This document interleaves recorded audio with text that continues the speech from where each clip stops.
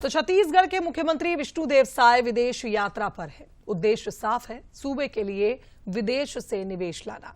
CM अलग अलग sector में निवेशकों से मुलाकात करेंगे और निवेश की संभावनाओं पर चर्चा भी करेंगे। इधर सीएम के इस दौरे पर सियासत भी तेज हो गई है।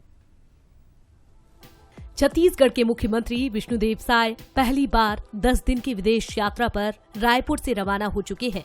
इस यात्रा को लेकर सरकार का दावा है कि ये दौरा छत्तीसगढ़ के विकास की नई राह खोलेगा और प्रदेश की वैश्विक पहचान को नई ऊंचाई देगा।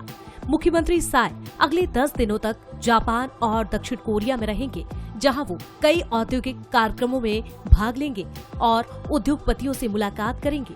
इस दौरान मुख्यमंत्री इलेक्ट्रॉनिक्स, फूड प्रोसेसिंग और ऑटोमोबाइल्स जैसे सेक्टर्स में निवेश की संभावनाओं पर चर्चा करेंगे। जापान में ओसाका में वर्ल्ड एक्सपो का आयोजन हुआ है, जिसमें शामिल होने के लिए जा रहे हैं और जापान और साउथ कोरिया में इलेक्ट्रॉनिक्स, ऑटोमोबाइल्स और फूड प्रोसेसिंग, ये तीनों क्षेत्र में अच्छा काम है और हमारे छत्तीसगढ़ में भी इस क्षेत्र में अपार संभावनाएं हैं।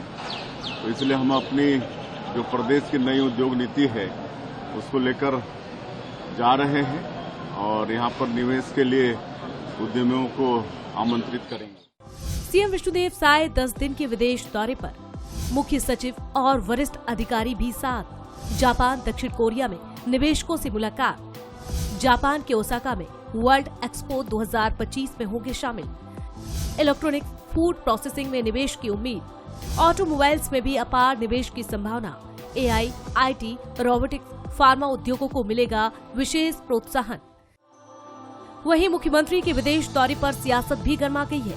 कांग्रेस के पूर्व विधायक विकास उपाध्याय ने बीजेपी की पिछली सरकार के कार्यकाल को याद दिलाते हुए कहा कि रमन सिंह के समय भी कई एमओयू साइन किए गए थे, लेकिन कोई सफलता नहीं मिली। उन्होंने इसे जनता को गुमराह करने की साजिश करार दिया है। वहीं डिप्टी सीएम अरुण साव ने मुख्यमंत्री के विदेश दौरे को राज्य में निवेश आकर्षित करने का बड़ा जरिया बताया। निवेश होता तो यहाँ रोजगार लोगों को मिलता और नई नई चीजें आती, लेकिन ऐसा कोई स्थिति नहीं है। अन्य प्रदेश की तुलना में छत्तीसगढ़ को अगर आप देखेंगे, 15 साल भारतीय जनता पार्टी की सरकार थी, फिर भारतीय जनता पार्टी को मौका मिला। जिस प्रकार से स्टेट का डेवलपमेंट होना था उस प्रकार की स्थिति हमारे स्टेट की नहीं है।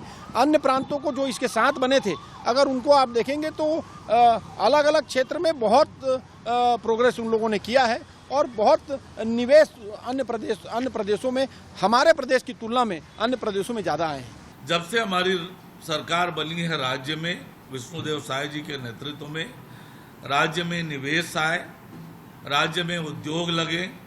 माननीय मुख्यमंत्री जी का विदेश प्रवास भी विदेशी निवेश आकर्षित करने का एक बड़ा माध्यम होगा। और निश्चित रूप से आज जिस प्रकार से हमारे राज्य की औद्योगिक नीति बनी है, बड़े बड़े लोग राज्य में निवेश करने के लिए प्रोत्साहित हुए हैं और लगातार निवेश आ रहा है।